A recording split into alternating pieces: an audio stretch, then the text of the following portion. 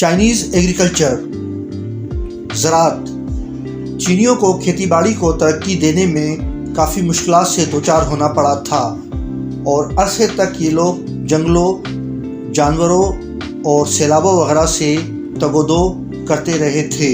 जंगलों की कसरत की वजह से किसी ज़मीन को 2-3 साल बेकार छोड़ना मुश्किल था। लहलाती हुई खेतियाँ सैलाबों की नज़र हो जाती थी या जानवर खा जाते थे। आखिरकार इन लोगों ने अपने खेतों के करीब गिरोह में रहना शुरू किया और इसके चारों तरफ चार दीवारी बनाने लगे।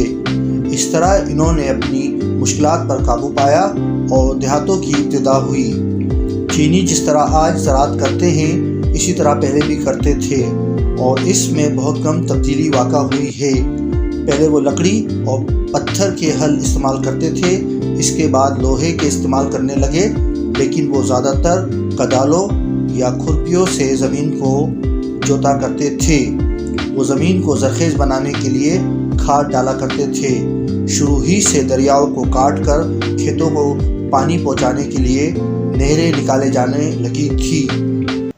बाज़ औक़ात नहरें खेतों तक पहुंचाने में बड़ी मुश्किलात का सामना करना पड़ता था, क्योंकि रास्ते में पहाड़ी चट्टानें और संगलाख ज़मीन हायल होती थी। चीनी साल में कई फसलें बोया करते थे। ख़ास पैदावारों में चावल, बाजरा और चाय थी। चावल से शराब भी कशीद की जाती थी। शुरू में चाय को दवा के तौर पर इस्तेमाल किया जाता था, लेकिन तांग ख़ानदान के ज़माने में इसकी बाकायदा तिजारत की जाने लगी और आवाम रोज़मर्रा में इस्तेमाल करने लगे। इन पैदावारों के अलावा लोबिया और दूसरी तरकारियाँ और फल भी पैदा होते थे। खेतों को जोतने में बैल और भैंसे इस्तेमाल किए जाते थे।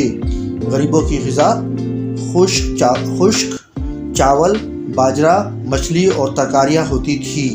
अमीर लोग बत्तख, मुर्गी और गोश्त के समोसे इस्तेमाल करते थे। बत्तख के कई किस्म के खाने पकते थे।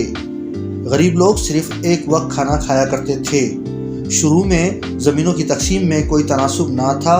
बाज़ लोगों के पास काफ़ी मुरब्बा जात थे और बाज़ के पास चंद बीघा ज़मीन होती थी। शी हुआंगटी ने किसानों में बराबर ज़मीन को तकसीम किया, लेकिन ये तकसीम कायम ना रह सकी। शी हुआंगटी के बाद वांग मांग ने ज़मीनों को दोबारा तकसीम किया। कुछ अरसे के बाद फिर वही हालत हो गई।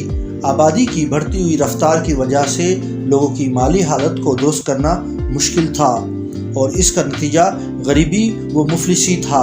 हर साल हज़ारों इंसान ग़िज़ा की कमी की वजह से भूख से मर जाया करते थे। ग़िज़ा की कमी की एक वजह तो आबादी की बढ़ती हुई रफ्तार थी और दूसरी हवांग-हू के सैलाबों की वजह से फसलें तबाह हो जाती थी।